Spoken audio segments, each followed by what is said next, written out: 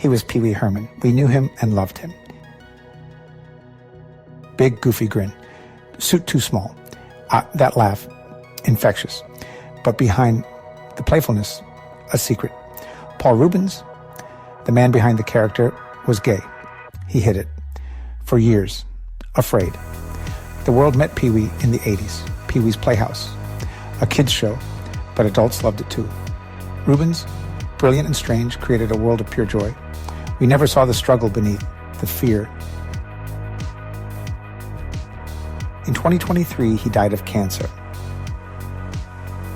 After his death, a documentary was released, The Secret Life of Paul Reubens, posthumous.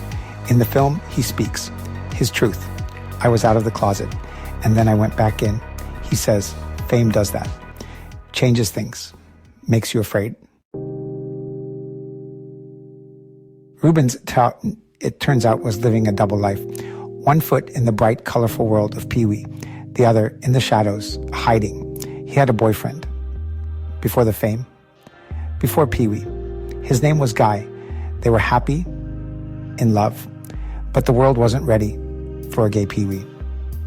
So, Reubens stayed silent. The documentary doesn't shy away from this. It's honest, brutal even.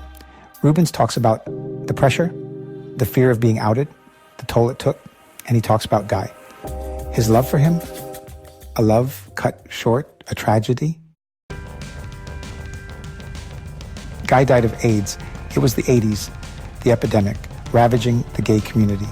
Reubens watched his boyfriend wither away, helpless. He visited Guy in the hospital, held his hand, whispered goodbyes. The memory, he says in the film, still haunts him. The guilt, the grief, it never left. It's there, in his voice. A dull ache. He was the one, Reubens says, and I lost him. Fame is a fickle thing. 1 minute they love you, the next they want to tear you down. Reubens knew this, he felt it. He poured himself into Pee Wee. The character became his shield, a way to hide. I was more comfortable being Pee Wee than being myself, he admits. The irony is heartbreaking. He brought joy to millions, but inside, he was hurting. The year was 1991. Reubens was arrested. In indecent exposure, an adult movie theater. The news spread like wildfire. Pee Wee Herman, America's goofy man-child, caught in a sex scandal. The public was shocked, disgusted, betrayed. Reubens pleaded no contest. He apologized. But the damage was done. His career shattered. It got worse.